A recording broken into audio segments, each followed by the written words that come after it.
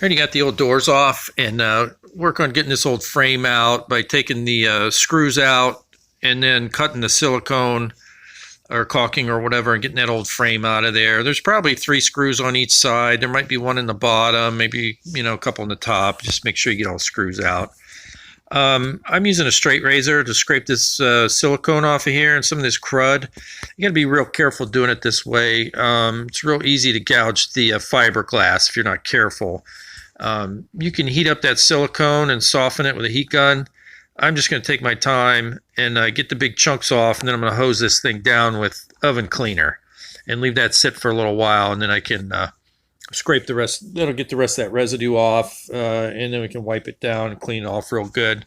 Those plastic wall anchors, while the oven cleaner's on there, I took a drill bit, roughly the same size of the wall anchor, and just drilled the heads off of there. And I'm going to leave the rest of the anchor in there, give my caulking something to sit against. Just go around the shower and do that. And then I take my scraper after that oven cleaner's set on there, and I'll be real careful to get the rest of that off of there. Scrape it and then wipe it down real good, dry it off, and get started on the new unit with these corner blocks. Go in first. Your shower's probably got a little radius at the bottom where the curb is. Most of them do. I get to file the square corners of these blocks off. It's just a plastic block, so it's not hard to do. Get those fitting real nice.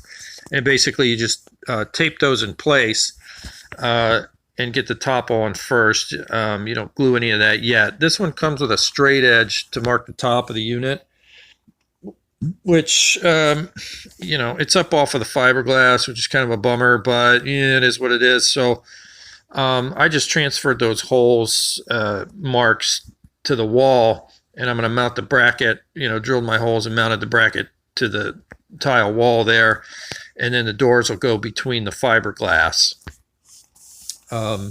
So this one has soft close hardware. It comes with a little template thing. So I took the cutoff and marked the left and right side of the shower because they're a little bit different to make sure I get these soft close hardware in the right spot. That little template usually hooks on the edge of your top rail, easy peasy, but now the inside of my door is in about an inch or more on either side, so I have to move that mark in. So normally it hooks there on the rail, but I got to move it in about an inch and an eighth, and then mark the holes. If you don't get this soft close hardware in the right spot, it's not going to work right. So rather than hook it on the end, my line is my new inside edge. That's actually where the fiberglass shower is. So I can mark the holes, drill those, and get those mounted. I'm just dry fitting this top rail, just make sure it fits. I cut it a little bit short so I don't have to fight them in there.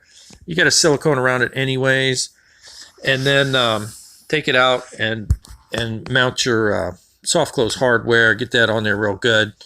Tighten down from the top, and then you got to preload these things. Basically, they're kind of spring loaded, so you just set each side. There's 4 of them: soft open, soft close on each side.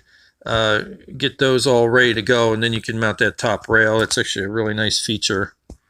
Sorry about the crooked video there, but these actually the hardware for the doors themselves has to come apart. So you're going to take those all apart and get to the plastic piece that's in the middle. That goes on the glass first to protect the glass, and then there's a little sleeve that goes through the glass. Make sure that's in there, and then get your hardware mounted on the doors themselves. Depending on your doors, the wheels got to be inside panel. The wheels face in. On the outside panel, I think the wheels face out.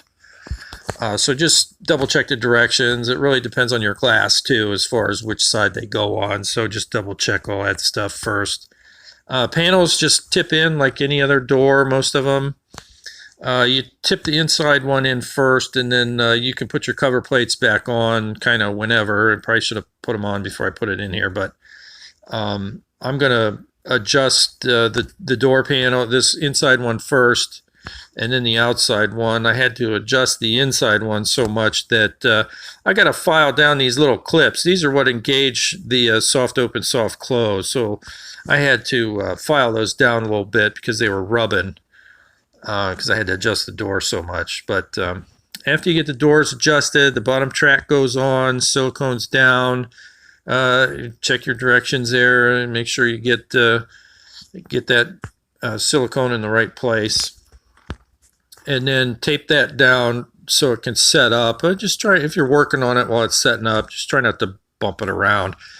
This thing has a center guide. There's only one hole you have to drill in the middle of the track for that.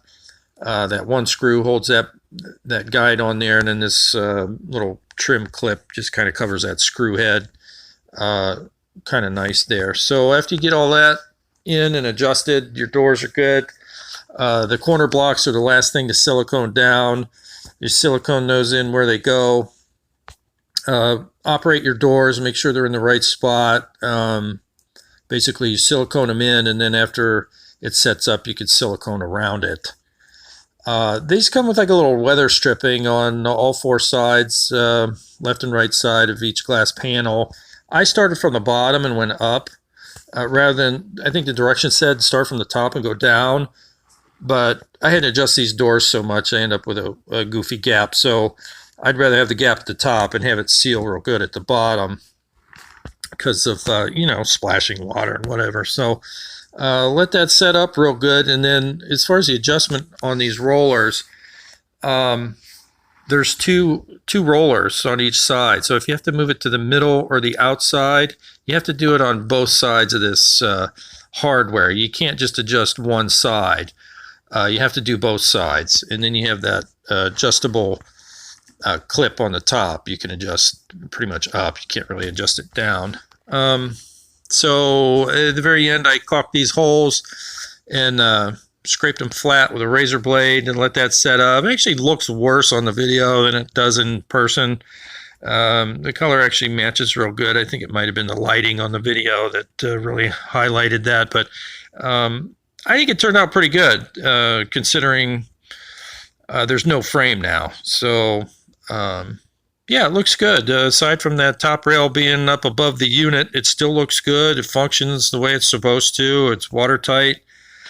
Got the nice handles on there. So yeah, it's not a terrible project, but you better plan on being at it all day. Hope that helped.